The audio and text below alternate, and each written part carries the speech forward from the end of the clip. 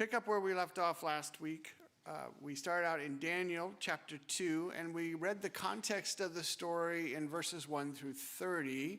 And we found out the context of Daniel here is that King Nebuchadnezzar made a decree, said, I had this terrible dream, and I need you magicians and Chaldeans and so forth to tell me what it was and also give me the interpretation of it. It was very interesting. They had to do it, or else what? They lost their lives, right? So he was like, I think the man was tired of them just telling him what he wanted to hear. He's like, prove it to me who you are. And so they went through all this. They got Daniel. Daniel went to the Lord in prayer. God gave him the dream and the interpretation. And now he's about to tell King Nebuchadnezzar what that dream is. And that's where we're going to pick up right now in Daniel chapter 2. Verses 31 through 36, where he explains the dream. Daniel chapter 2, verses 31 through 36. And follow along with me. It says, Thou, O king, sawest, and behold, a great image. This great image, whose brightness was excellent, stood before thee, and the form thereof was terrible. Now, you got to put yourself in the place of this man, King Nebuchadnezzar. Imagine you're in a dream, and all of a sudden you see this huge, terrible, bright image right in front of you. Put yourself in his place. What are you thinking? Right? Let's go. Verse 32, the image's head was of fine gold, his breast and his arms of silver, his belly and his thighs of brass, his legs of iron, his feet part of iron and part of clay. Thou sawest till that a stone was cut out without hands, which smote the image upon his feet that were of iron and clay, and brake them to pieces. Then was the iron, the clay, the brass, the silver, and the gold broken to pieces together, and became like the chaff of the summer threshing floors, and the wind carried them away. Now, put your imagination caps on. They just didn't crumble and fall to the ground like you would imagine. Think about it. It was like pulverized before him with this little stone. This entire image pulverized and then carried away with the wind. So, because when I think of something like that, the first thing I think of, it cracked and it fell down, right? But no, this thing was totally destroyed and carried away with the wind. And the wind carried away, reading from 35 again, that no place was found for them, and the stone that smote the image became a great mountain and filled the whole earth. Now that was the dream that Nebuchadnezzar had. It's only a few verses long, but put yourself in his place. I'm sure it didn't happen like that. Can you imagine? Just imagine yourself in that dream looking up at that image, this huge image, and trying to understand what it is. I mean, I would be kind of afraid. Would you? Have you ever had a dream like that where you woke up kind of like, what in the world did I just dream? Now, I haven't had a dream from God, so I wouldn't know what it's like. But he did. This was a dream given to him by God. I mean, imagine what that's like. So from the top there, we have a head of gold, breasts and arms of silver, belly and thighs of brass, legs of iron, and then feet of mixture of both iron and clay. It's very specific, this image is. Okay? Notice the value versus the strength. If we start at the top of the image, the gold is what? It's pretty valuable, right? You get all the way down to the bottom, and you got clay. Not very much value, right? So as it goes down, each of those things go down in value. So you have silver, which is next under gold, and then brass, and then iron, and then clay. But on the inverse of that, the farther you go down, the stronger the material became. Gold is not super strong, silver stronger, brass even stronger than silver, and iron is pretty strong, is it not? Until you get to the very bottom and the iron is mixed with the clay. So you see that inverse. Value goes down, strength goes up as it goes down. You'll see that as we look at the interpretation of the dream, that the character of rule, and I'm jumping ahead on this slide, if you will, because these four parts of this image are going to, as we're seeing, 4 kingdoms. But you'll see the decrease in the authority and the rule from each one of them. Gold is like pure, and Nebuchadnezzar, his reign was supreme. Okay? Whatever he wanted, whatever he said happened. But then as you go down to the next one, the Medes and the Persians, how many remember the law of Daniel in the lion's den? And he wanted to change the law, but what? It couldn't be changed. So his power couldn't even change the law that was made, right? And then as you go to the next empire that we'll see, the Hellenistic Empire, it was even less so, all the way down to the Roman Empire, which is almost like a mob rule, right? It's whoever is the strongest one. So we see that in this change in character here. So then at the final, we see the stone cut without hands. And what do you think the stone cut without hands means? Don't be quiet, come on. It's Jesus, very good. Very good. Stone cut without hands. Image destroyed by a stone, smiting it where? And this is very important. Where did it smite it at? In the feet, in the weakest part of it, in the iron and the clay. And then the stone became a mountain. And when I was studying this, I had to stop and think about it. I had to picture it in my mind, this little stone, this thing, this image being pulverized, and all of a sudden this stone becoming a big mountain. And if I put I'm an imaginative person, I'm a visual person. I started, cowering as I see this mountain coming up before me.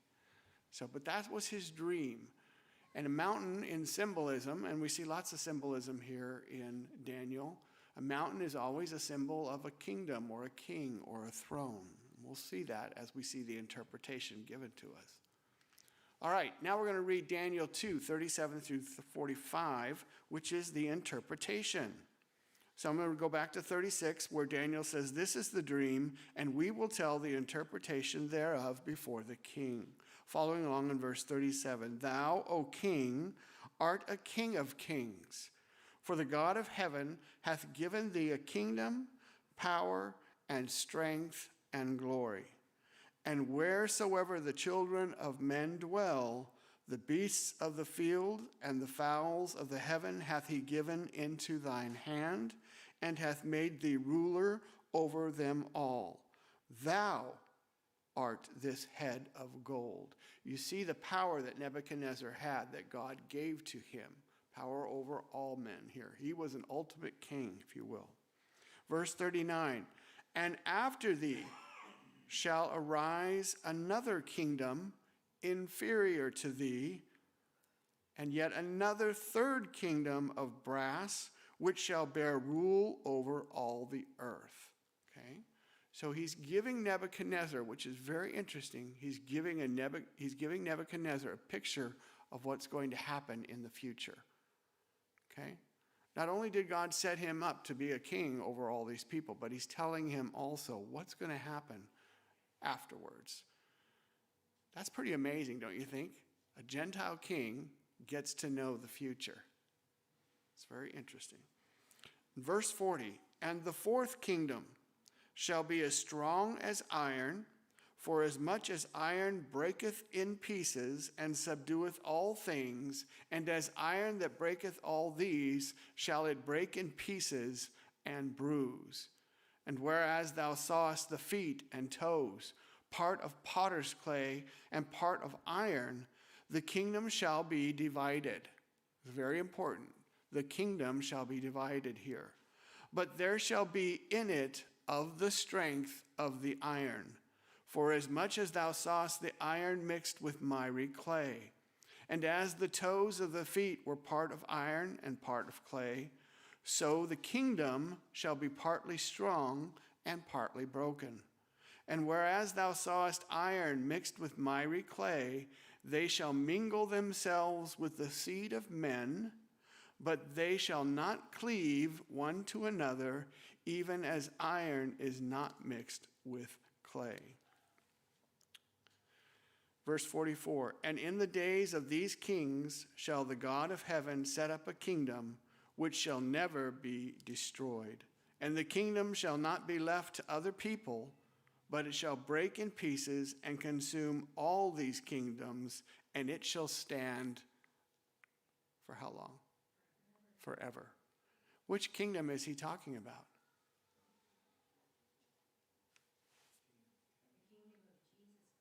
The millennial kingdom is what they're looking at. The millennial kingdom shall stand forever.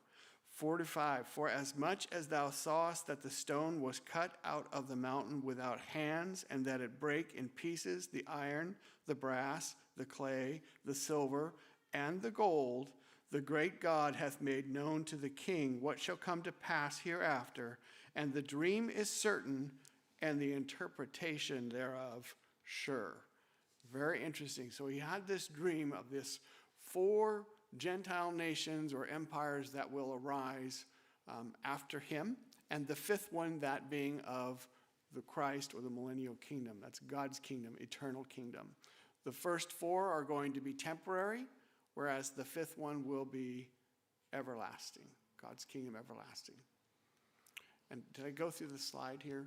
We have the first kingdom, which is Babylon. The second kingdom, going to be inferior. Does anyone know which kingdom that is before we get to it? If you know your history, the Medo-Persian Empire, the Medes and the Persians came together. And then we have the kingdom of brass, Greece, the Hellenistic Empire, Alexander the Great, if you will. And then we have strong as iron and divided, the next great empire that came after Greek, Roman Empire. Very good. And we'll get into this a little bit more when we get into the next vision. And then finally, the millennial kingdom. All right. So the first empire, the Babylonian Empire, this is the start of the times of the Gentiles, if you will. The theocracy of Israel started with Moses and ended at this point. There was no longer Israel. They're all carried into captivity. Okay? The destruction of Jerusalem and the Solomonic temple happened at 586 BC, which is the start. And now the times of the Gentiles, as I said last week, is going to be this long period of time where Jerusalem, because it's focused on Jerusalem, will be under control of Gentiles. Okay, will be under full control of the Gentiles. Now, throughout history, there's been about 4 times when the Jews have tried to take back control. And they did for a very short time, but it failed. It was only temporary. The only time that it will fully be restored to Israel is in the millennial kingdom. Okay? The first of the 4 empires to dominate Jerusalem. And then I also wanted to point out here the actual grant that was given to the Babylonian Empire to inhabit the earth, to have the control over the whole world. There's a couple verses we can read. Turn, if you will, to Jeremiah there, Jeremiah 27.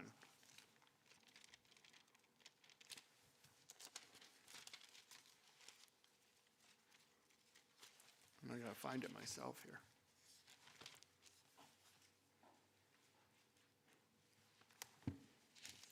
Jeremiah 27 and verse 5 through 8.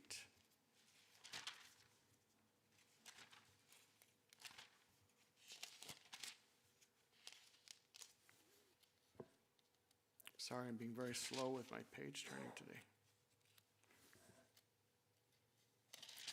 Jeremiah 27 verses 5 through 8 says, I have made the earth, the man and the beast that are upon the ground, by my great power and by my outstretched arm, and have given it unto whom it seemed meet unto me. And now have I given all these lands into the hand of Nebuchadnezzar, the king of Babylon, my servant, and the beasts of the field have I given him also to serve him. And all nations shall serve him, and his son's son, until the very time of his land come.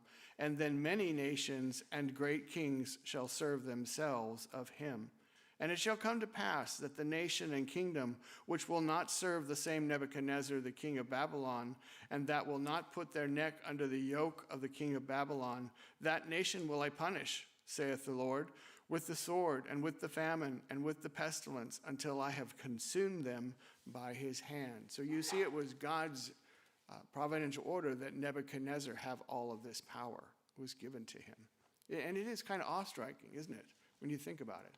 I always like to look further in history, look at historical documents and stuff, and looking at the nation of Babylon and how it came into play and something. It's really quite interesting. I know we're almost out of time here, so I'm going to slow down because I don't want to get into something and then have to stop. But I would recommend, as homework, you read Daniel 2, 3, 4, 5, 6, and 7. You'll find it very fascinating.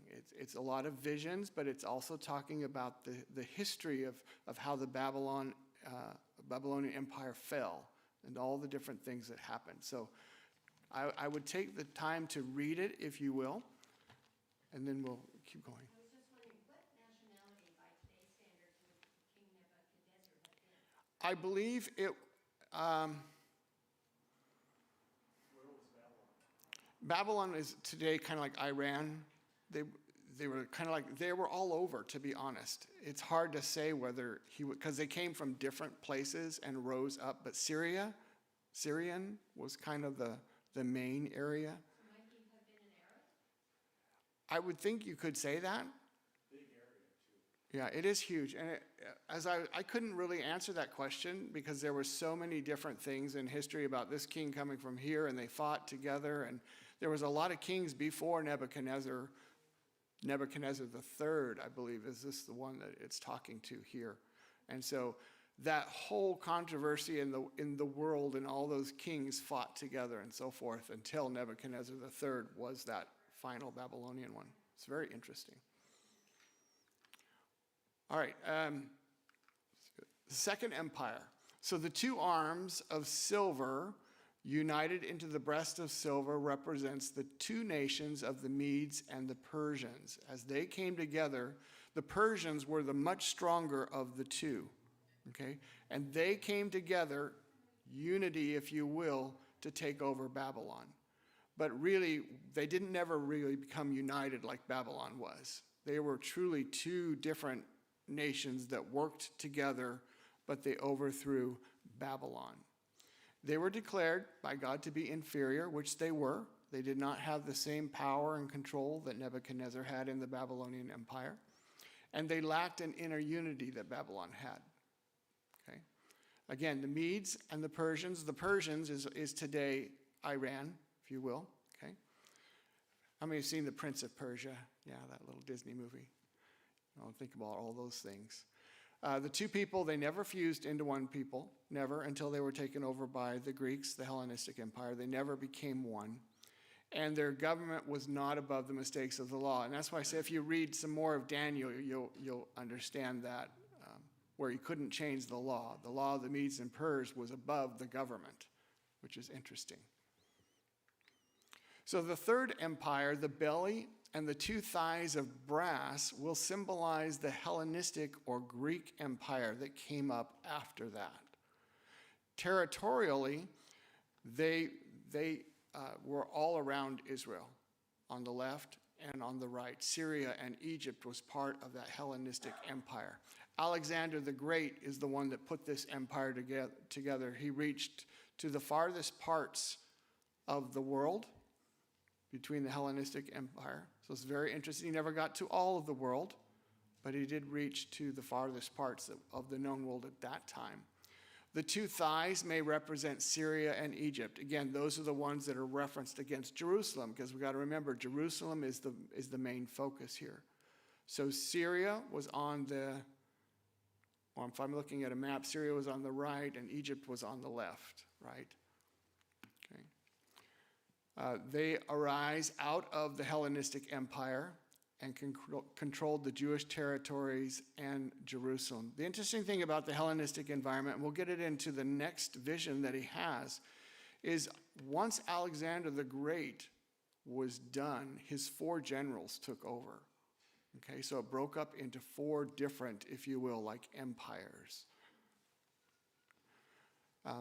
The grant was the same as Babylon, but they also chose not to exercise it. What I mean by that, they were given the same grant over the world because God sets up who he will to be over the world, but they still didn't take that, just like Babylon didn't take it. They didn't exercise that.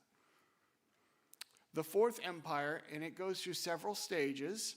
As we go through each of these different visions, the next one in Daniel 7, then when we get into Revelation 13 and Revelation 17, it goes through different stages. A very united stage, which was the Holy Roman Empire, if you will. Then it will go through a 2-division stage, which still has the strength of iron, and we'll get into that further. That's the stage that we're in today, historically, this 2-division stage. If you think about it, the East and the West, and we'll show more about how that is. But that's where we're at today, that 2-division stage. Then there will be a 10-division stage, and this is from the 10 toes that we see of iron and clay. And then the other thing that is pointed out is this 4th empire is diverse from all of the previous ones. And you'll see that throughout each vision. This empire is completely different from the first 3. Okay? We still know it as the Roman Empire, but we'll put a little more emphasis on what that empire is and what is that diverseness. But it totally subdues and crushes all the other empires before it. And then, of course, the 5th empire will not be Gentile, but will be Jewish. Okay? Stone used symbolically always refers to the second person of the Trinity, or Christ. The Lord Jesus Christ, the Christ of Israel. And then the mountain used symbolically always refers to a king, a kingdom, or a throne. And God will set up his own kingdom during the 10-division stage and bringing an end to Gentile domination over Jerusalem. And that is, anyone know what that major battle will be called?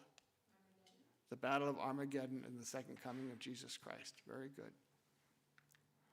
All right, in summary, it's a period when 4 Gentile empires will follow one another in sequence, with the 4th empire going through several different stages. And in our first vision, we saw a united stage, a 2-division stage, which are the legs of iron, and then 10 toes, 10-division stage. There's a few more that we'll see in the next vision. This will give way to God setting up his own kingdom, the millennial kingdom. And its Gentile empires are of human origin, and the kingdom of the stone is of divine origin. And then the Gentile empires are all temporary, where God's kingdom will be eternal. So here's an outline of what we've seen so far. The first empire, the Babylonian Empire, then the Medo-Persian Empire, then the Hellenistic Empire, then the 4th empire going through the 3 stages, the united stage, which is the Roman Empire, what we think of as the Roman Empire, then the 2-division stage, and we'll look at that. The Roman Empire broke into 2 empires, an Eastern and a Western, and we'll look at further into that. And then a 10-division stage, which has not yet happened, and then the Messianic kingdom. It's quite interesting, isn't it? All right. Our next passage is in Daniel 7. That's the next vision, and of course, we're out of time, unfortunately. So we will pick this up next week, starting in Daniel chapter 7. And if you have a chance to go through and read chapters 3, 4, and 5, and 6 throughout the week, I would do it. It's very interesting. And it gives you a really good picture of what was happening at this time. All right, thank you very much, and you're dismissed.